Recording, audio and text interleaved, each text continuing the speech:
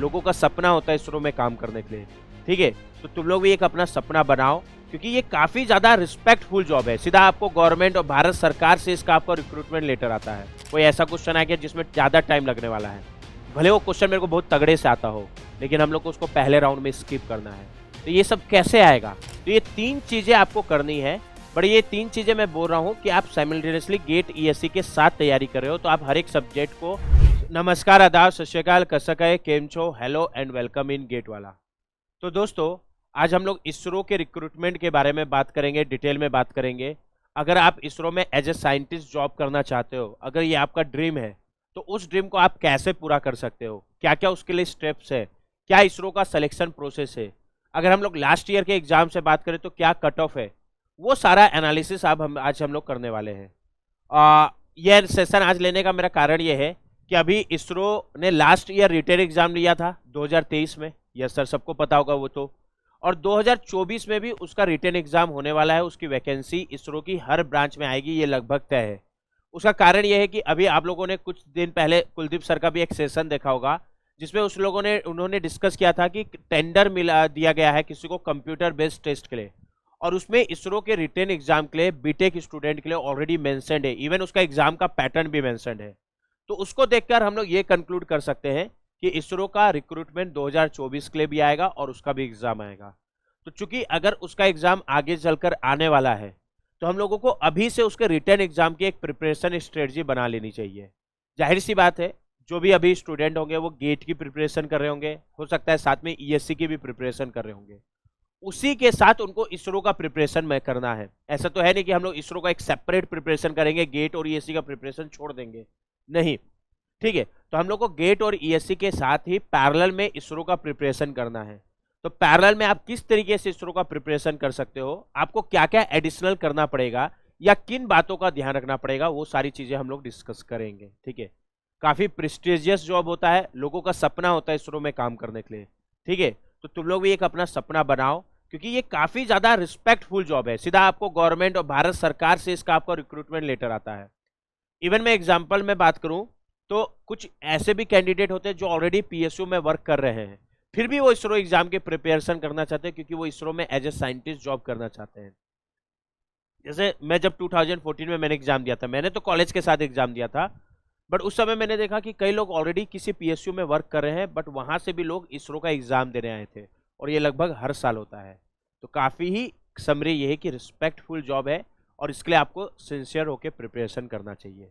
तो आज हम लोग इसरो के एग्जाम के बारे में बात करेंगे, मेनली क्या उसका सिलेक्शन प्रोसेस है, और जो उसकी पहली सीढ़ी है रिटर्न एग्जाम, उसका क्या पैटर्न होगा और उसके लिए आप कैसे प्रिपेयर कर सकते हो, और लास्ट ईयर का क्या कट ऑफ गया है, रिटर्न एग्जाम का कट ऑफ आ चुका है, तो वो भी हम लोग डिस्कस करेंगे। उससे एक आप एनालिसिस कर सकते हो कि आपको अपने ब्रांच में अगर इसरो के एग्जाम को क्रैक करना है तो क्या मार्किंग को हम लोग को टारगेट लेकर चलना चाहिए, और उस टारगेट बेस्ड आप प्रिपरेशन कर सकते हो, ठीक है। जैसे अगर हम लोग सबसे पहले ये बात करें कि क्या क्या मेथड ऑफ सिलेक्शन है इसरो के एग्जाम का, तो यहाँ पर ध्यान देना, मेनली अगर हम लोग बात करें तो जो इंपॉर्टेंट है वो 2 स्टेजेस है। सबसे पहले तो इसरो का एक रिटर्न एग्जाम होगा, ठीक है, पूरा ऑब्जेक्टिव पेपर होता है, उसका भी पैटर्न में डिस्कस करूंगा। अगर वो रिटर्न एग्जाम आप क्लियर करते हो, जो भी आपका कट ऑफ जाता है, अगर आपका मार्क्स उससे ज्यादा है, तो आप आगे क्वालिफाई करते हो सेकेंड स्टेज के लिए, दैट इज इंटरव्यू। इंटरव्यू भी इसरो के एग्जाम में, इसरो के रिक्रूटमेंट प्रोसेस में काफी इंपॉर्टेंट स्टेप्स है, ठीक है।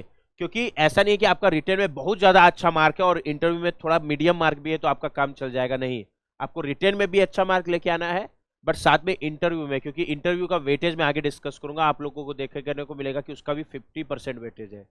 तो इसरो के एग्जाम में रिटर्न एग्जाम तो इंपॉर्टेंट है ही, बट साथ में इंटरव्यू भी काफी इंपॉर्टेंट हो जाता है। तो जब आपका रिटर्न एग्जाम निकलता है तो आपको सिंसियरली रिटर्न एग्जाम इंटरव्यू के लिए भी प्रिपेयर करना है। उसके लिए हम लोग पूरी हेल्प करेंगे।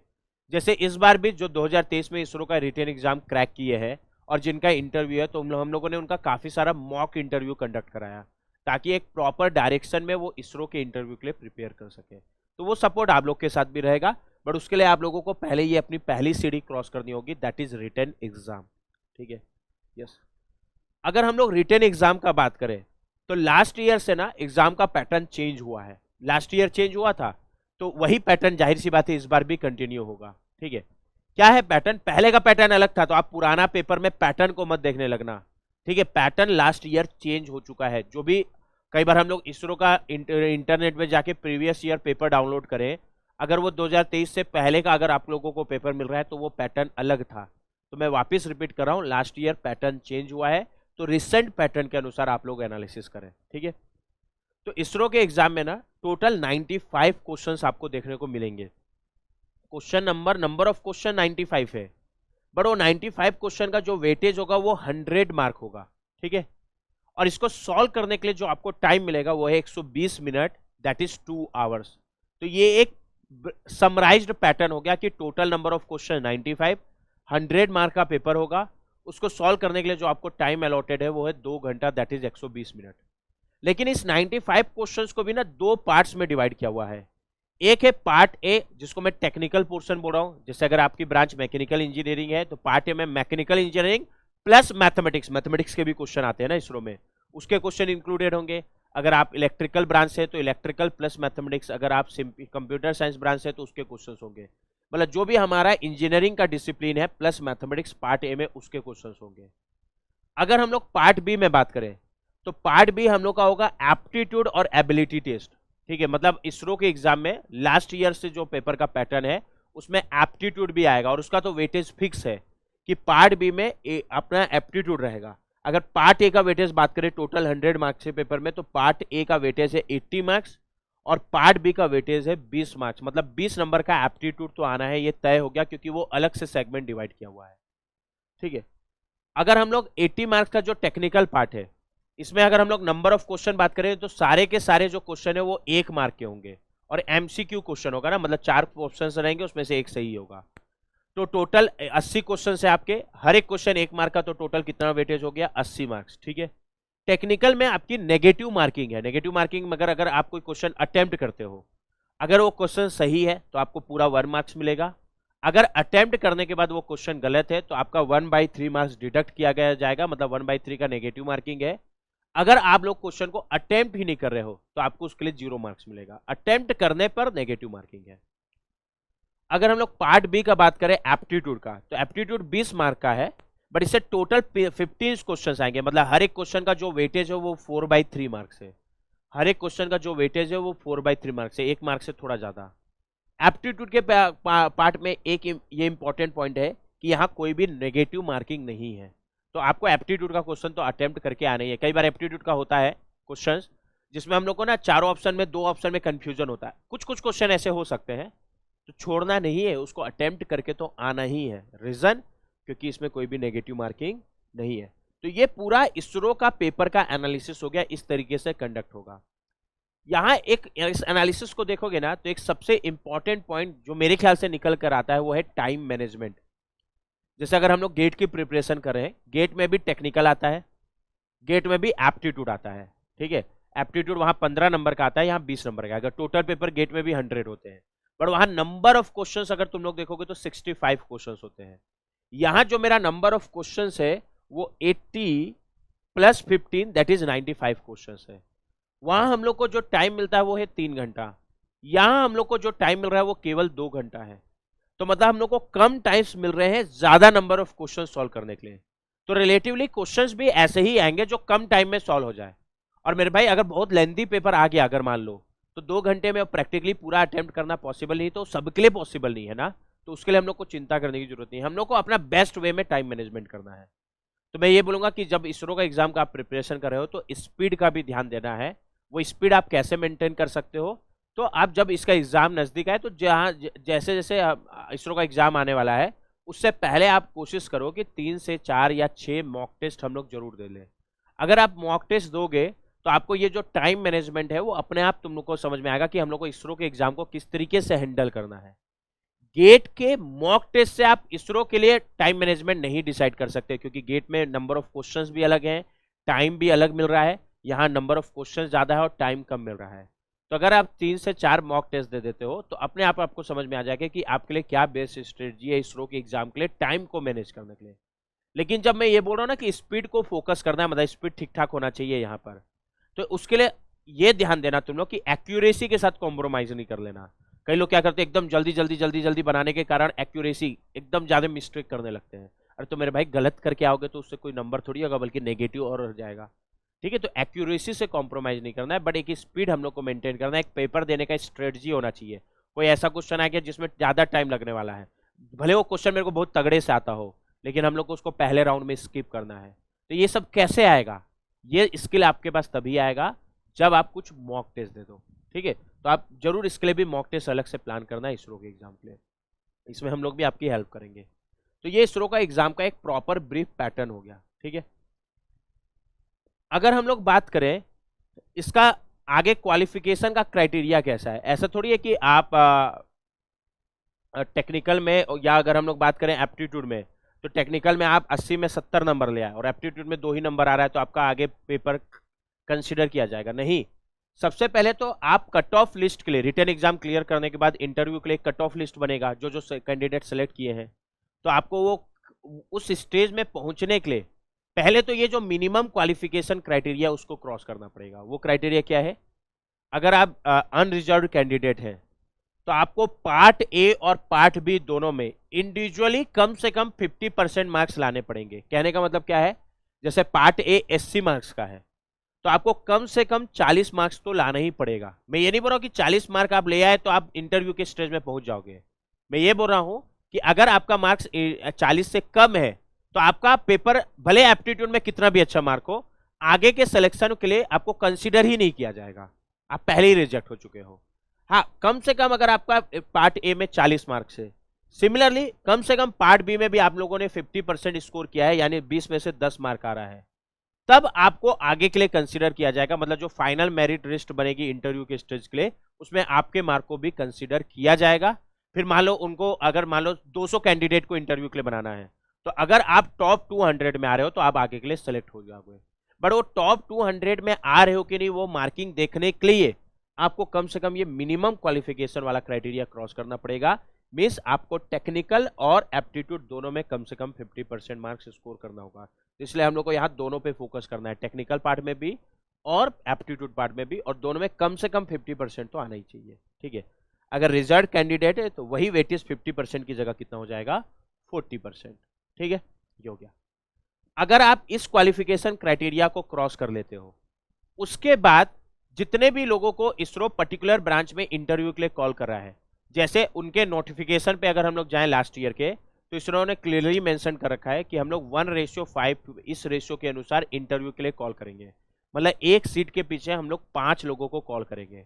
लमसम अगर हम लोग माने कि अगर लगभग 100 सीट है तो 500 लोगों को तो एटलीस्ट इंटरव्यू के लिए कॉल आने वाला है, बट उससे ज्यादा को भी बुला सकता है। वो लमसम एक रेशियो में बता रहा हूँ जिस हिसाब से नोटिफिकेशन पे है।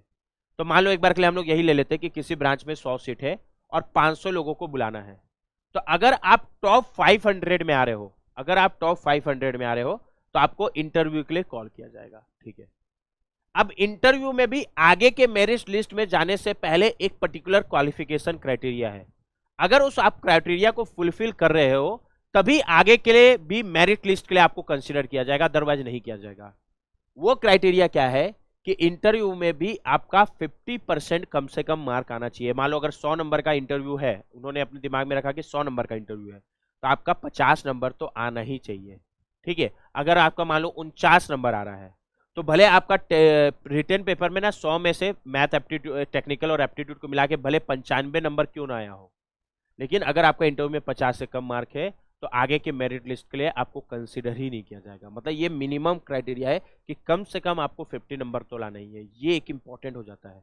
हाँ, वही अगर आपका रिजर्व कैंडिडेट में पोस्ट वाले में आप अप्लाई कर रहे हो तो वही मार्किंग 40% हो जाएगा। ठीक है, इसके बाद एक और चीज है एग्रीगेट। एग्रीगेट का मतलब क्या है कि अगर मैं रिटन में आपका जो नंबर आया, इंटरव्यू में जो आपको नंबर मिला, उनको जोड़ दूं और उसका फिर परसेंटेज निकालो कि 100 में कितना परसेंटेज बन रहा है, तो रिटन एग्जाम और इंटरव्यू का मिला के जो आपका ओवरऑल एग्रीगेट है वो तो 50% से भी नहीं चलेगा, वो कम से कम 60% से ज्यादा होना चाहिए। कम से कम 60%।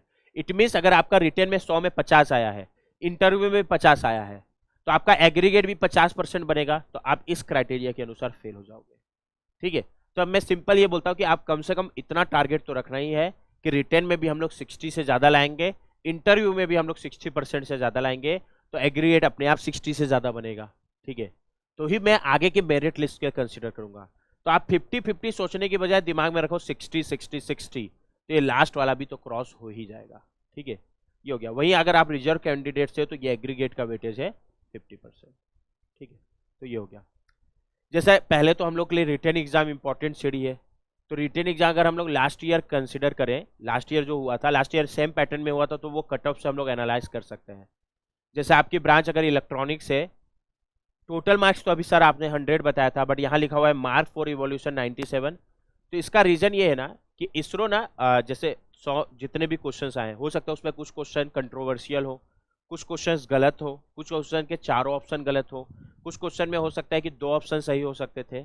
तो ऐसे सारे क्वेश्चन जो कंट्रोवर्शियल होते हैं ना, बाद में इसरो उनको एलिमिनेट कर देता है, और एलिमिनेट करने के बाद जितने मार्क्स बने उनमें देखता है कि कितने मार्क आया। ठीक है, तो इसरो में इलेक्ट्रॉनिक्स ब्रांच में लास्ट ईयर के पेपर में हो सकता है 3 मार्क एलिमिनेट हो चुका है, तो आपका इवैल्यूएशन केवल 97 पे किया गया, और 97 पे जो कट ऑफ गया था 49, मतलब जो वो सारे क्राइटेरिया को फुलफिल करते हुए कि आपने 50% पार्ट ए में 50% पार्ट बी में जरूर क्रॉस किया है, उसके बाद जो कट ऑफ गया है वो 49 है। बट मैं क्या करता हूँ, ये कंफ्यूजन क्रिएट करेगा ना, इसको हम लोग अगर मान लो यही 100 का होता तो कितना कट ऑफ जाता, उस हिसाब से हम लोग कन्वर्ट कर लेते हैं, क्योंकि हम लोग मान लेते हैं कि हम लोग जब एग्जाम देंगे तो कोई भी क्वेश्चन खारिज नहीं हो रहा है। तो यही कट ऑफ आउट ऑफ 100 आप देखोगे तो लगभग 50.515 है। मैकेनिकल में देखोगे तो 99 पर कंसिडर किया गया, जिसमें 55.04, इसी को हम लोग आउट ऑफ 100 करें तो 55.595। मैकेनिकल में वैकेंसी भी ज़्यादा थी, काफ़ी वैकेंसी थी, तो काफ़ी लोगों ने इससे एग्जाम दिया होगा। कंप्यूटर साइंस में 94, 51.37 गया कट ऑफ, उसको आउट ऑफ 100 कन्वर्ट करें तो इतना जाएगा 54.648। सिविल में 97, कट ऑफ 68.38, सिविल में रिलेटिवली कम वैकेंसी आती है। ठीक है, ये हो गया, बट कई बार कम आती है तो लोग ज़्यादा फोकस भी नहीं कर सकते, तुम लोग फोकस करो। ठीक है, उसको अगर हम लोग आउट ऑफ 100 कन्वर्ट करें तो 70.505। इलेक्ट्रिकल ब्रांच में बात करें तो 97 मार्क्स में से 65.38 गया, उसको अगर आउट ऑफ 100 कन्वर्ट करें तो 67.408 है। लमसम अगर हम लोग वैकेंसी उतनी ही माने, पेपर का लेवल उतना ही माने, पेपर का लेवल चेंज होगा तो हो सकता है अगले साल कट ऑफ थोड़ा बहुत चेंज हो जाए, बट ऐसा चेंज नहीं होगा ना जैसा नीट में हुआ है, वैसा नहीं होगा, चिंता मत करो। तो लमसम जो है ना, हम लोग बोल सकते हैं कि कट ऑफ इसके आसपास जाएगी, थोड़ा बहुत ऊपर नीचे हो सकता है। अच्छा, अगर हम लोग प्रिपरेशन कर रहे हैं तो अपन हम लोग अपने आप को तो सेफर साइड ही रखेंगे ना, तो तुम लोग अगर ऊपर नीचे सोच रहे हो तो ऊपर ही लेके चलो ना कि कट ऑफ थोड़ा और हाई जाएगा। ठीक है, तो मैं यही चीज को तो मैं बोल रहा था, खासकर अगर आप शुरू के 3 ब्रांच को देखोगे तो आप कम से कम 60% का तो टारगेट बना ही के चलो। तो आप ये मान लो कि इन तीनों का कट ऑफ 60 तो जाएगा ही, मतलब मेरे को उससे ज़्यादा ही लाना है। ठीक है, और अगर आप सिविल और इलेक्ट्रिकल से तो आप कम से कम 70 से 75 मार्क का एक टारगेट बनाओ। ठीक है, बट ये टारगेट आपका केवल इंटरव्यू के स्टेज में पहुंचाएगा, लेकिन आपको इंटरव्यू भी क्रैक करना है। और आगे मैं आपको बताऊंगा ना कि जब फाइनल मेरिट लिस्ट बनेगी ना, तो फाइनल मेरिट लिस्ट में हम लोग इसरो रिटन एग्जाम के भी नंबर को वेटेज देता है और इंटरव्यू के भी वेटेज देता है। तो रिटन एग्जाम में अगर आप बहुत अच्छा कर लेते हो, मान लो कट ऑफ तो क्रॉस करना ही है इंटरव्यू में पहुंचने के लिए, लेकिन बहुत अच्छा कर लेते हो तो आपको इंटरव्यू में थोड़ा सा रिलैक्सेशन फील होगा, थोड़ा सा रिलैक्सेशन फील होगा।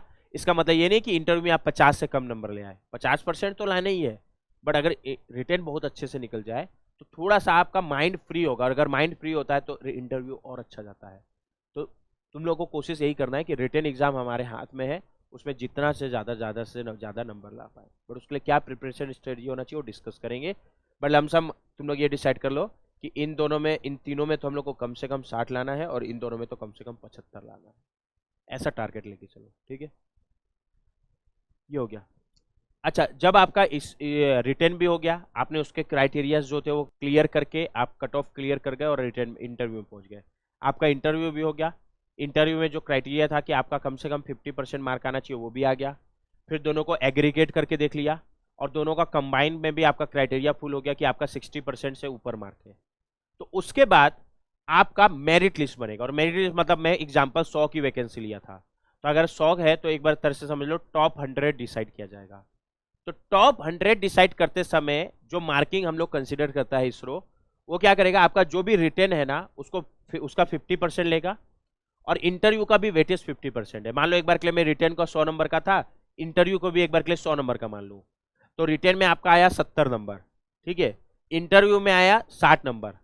मैं जो भी बोल रहा हूँ पुराने सारे क्राइटेरियाज को कंसिडर करते हुए, मतलब आप लोगों ने रिटर्न में पूरा क्रॉस किया हुआ है, जो भी मिनिमम क्वालिफिकेशन क्राइटेरिया था इंटरव्यू में भी आपने क्रॉस किया है, दोनों के एग्रीगेट में भी जो मिनिमम क्वालिफिकेशन क्राइटेरिया उसने आप लोगों ने क्रॉस किया।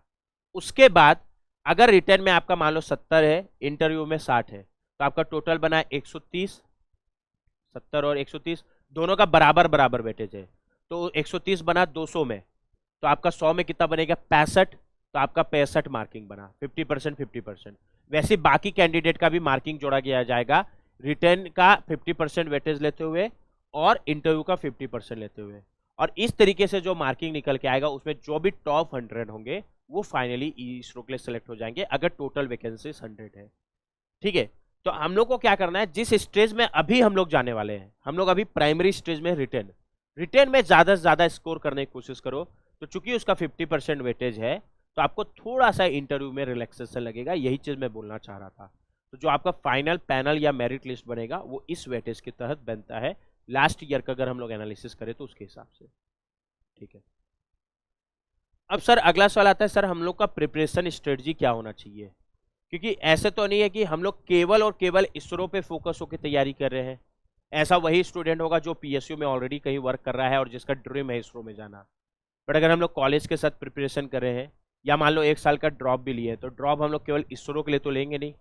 तो जाहिर सी बात है जो हम लोग प्रिपरेशन कर रहे हैं वो गेट के साथ, और अगर कुछ स्टूडेंट ऐसे जो ईएससी की भी प्रिपरेशन कर रहे हैं, तो हम लोग को इसरो का एग्जाम का प्रिपरेशन करना है गेट प्लस ईएससी के साथ। तो कैसे क्या स्ट्रेटजी होना चाहिए, जैसे हम लोग पहले टेक्निकल का बात करें, फिर पार्ट भी मैथ एप्टीट्यूड का बात करेंगे, लगभग दोनों में तरीका सेम ही बताऊंगा मैं। तो ध्यान देना, सबसे पहले तो स्ट्रेटजी ये है कि अगर आप गेट की प्रिपरेशन कर रहे हो, ईएससी की प्रिपरेशन कर रहे हो, तो अगर हम लोग दोनों का सिलेबस को मिला देना तो इसरो का सिलेबस पूरा का पूरा कवर हो जाता है। तो सिलेबस वाइज हम लोग को कुछ अलग से पढ़ने की जरूरत नहीं है, अगर आप गेट एंड ईएससी के सिलेबस को अच्छे से कवर कर लेते हो। इसरो का अलग से कभी भी सिलेबस तुम लोग को मिलेगा भी नहीं, तुम लोग नेट में सर्च करोगे इसरो का सिलेबस नहीं मिलेगा, क्योंकि इसरो अपना एक ऑफिशियल सिलेबस नहीं देता है टेक्निकल पार्ट के लिए।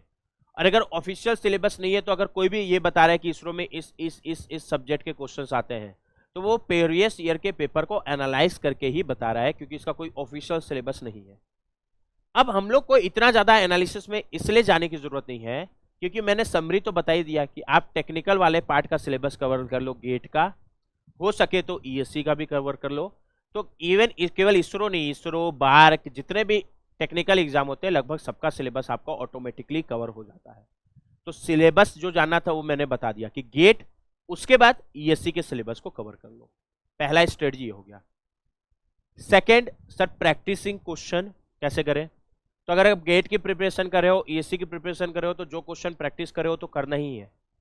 साथ में इसरो के लिए अलग से क्या क्या कर सकते हो, तो इसरो के लिए मैं बोलता हूं ना कि हम लोग का जो नोट्स है वो तो रिवाइज किए, हम लोग गेट ईएससी में जो पढ़ाते समय हम लोग जो सब्जेक्ट पढ़े हो तो पूरा पढ़े ही, प्लस आपको क्या क्या करना है इसरो के लिए जो और जरूरी चीजें हो जाती है, जैसे आपको मेरे ख्याल से इसरो के एग्जाम के लिए गेट के जितने भी 1 मार्क के क्वेश्चन है वो तो अलग से सॉल्व करके जाने चाहिए। तो आप गेट की प्रिपरेशन के दौरान तो आप 1 मार्क 2 मार्क दोनों के सॉल्व करते हो, तो 1 मार्क के तो सॉल्व करोगे ही, ठीक है। लेकिन हाँ, रिसेंट में अगर इसरो का एग्जाम है, मान लो कुछ महीने बाद उसका नोटिफिकेशन आ गया, 3 महीने बाद एग्जाम है, तो आपको गेट के 1 मार्क के क्वेश्चन अलग से एक बार और अटेम्प्ट करने ही चाहिए, पहला चीज।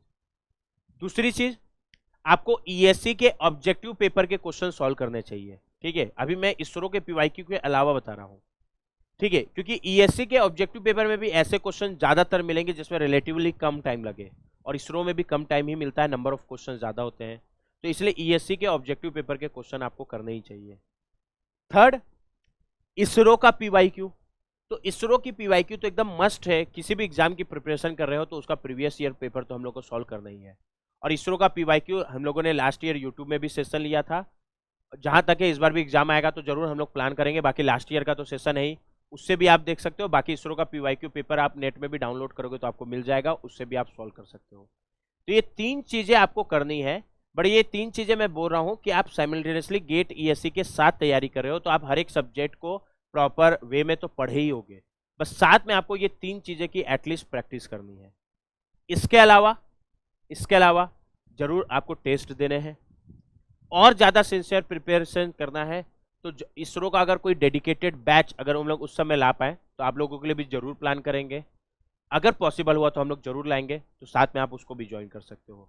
जैसा कि लास्ट ईयर हम लोगों ने किया था, काफ़ी सारी वैकेंसीज थी तो स्टूडेंट की डिमांड पे, और उसमें से काफ़ी लोगों ने इसरो का रिटन एग्जाम क्लियर किया है, तो डेडिकेटेड बैच हम लोग जरूर लेके जाएंगे।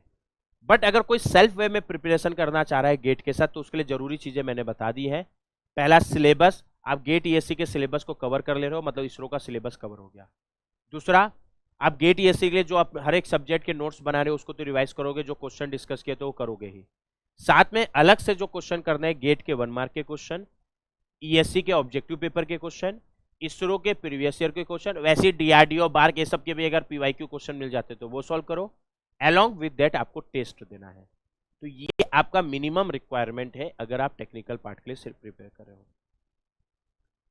अगर हम लोग एप्टीट्यूड पार्ट के लिए बात करें तो एप्टीट्यूड का भी सिलेबस इसरो ने मेंशन किया है। टेक्निकल का तो मेंशन नहीं था, बट एप्टीट्यूड का मेंशन है। Numerical reasoning, logical reasoning, diametric reasoning, abstract reasoning, deductive reasoning.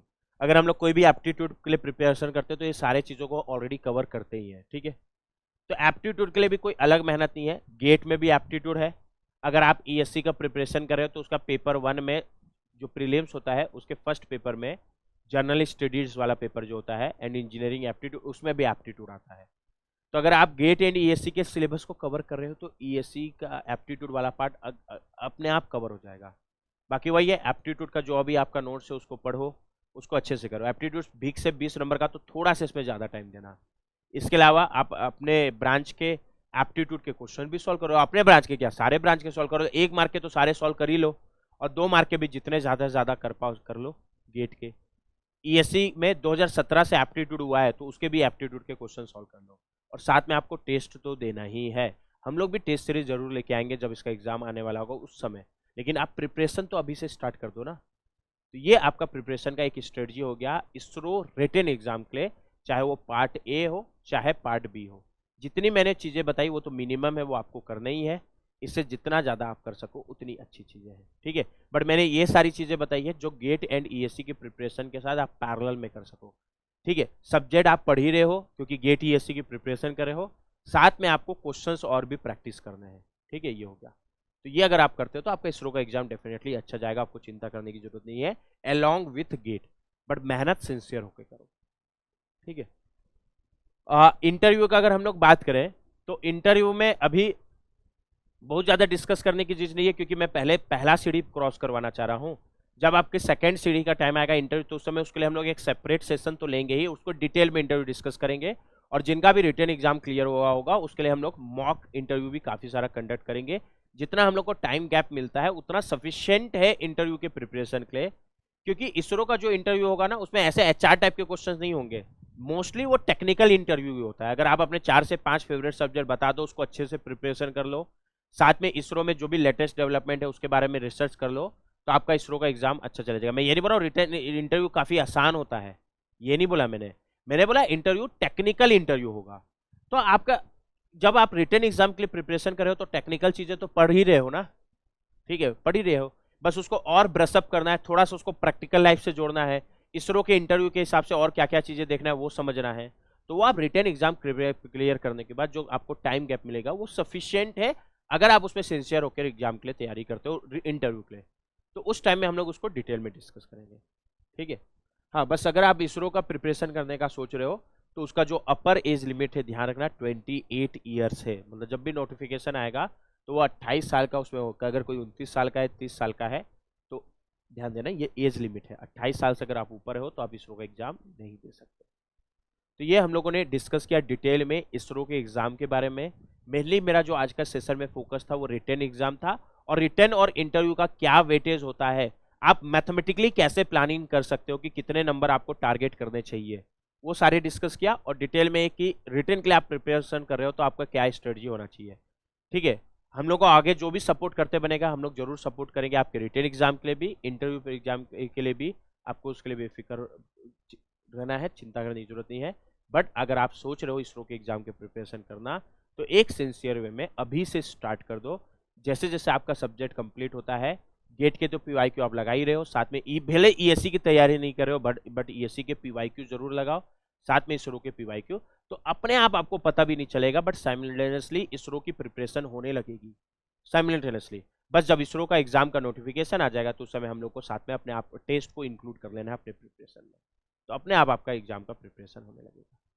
चलो फिर all the best for your preparation, and कर रहे हैं सेशन।